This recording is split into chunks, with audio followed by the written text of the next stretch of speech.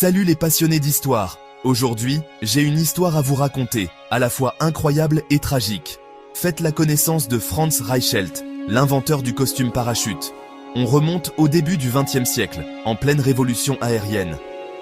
Franz, un tailleur d'origine autrichienne installé à Paris, était fasciné par le vol.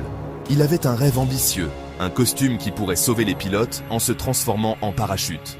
Pendant des années, il a travaillé sur sa création, mélangeant un manteau de ville avec une aile flexible.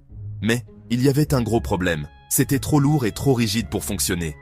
Malgré des tests ratés avec des mannequins depuis de faibles hauteurs, Franz était têtu. Il croyait en son invention. Alors, il a décidé de sauter le pas. Littéralement.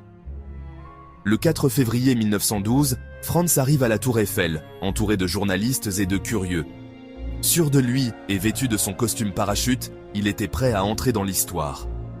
Ignorant les spectateurs inquiets, il grimpe sur la première plateforme à 57 mètres de haut. Il hésite quelques secondes, l'air est glacial. Puis, dans un geste théâtral, il saute. Mais aucun miracle ne se produit. Son parachute ne s'ouvre pas. Franz tombe comme une pierre, s'écrasant au sol. Sa mort est instantanée. Ironie tragique, la scène a été filmée, ce qui en fait l'un des premiers échecs enregistrés. L'ambition de Franz et son aveuglement face à la réalité ont fait de lui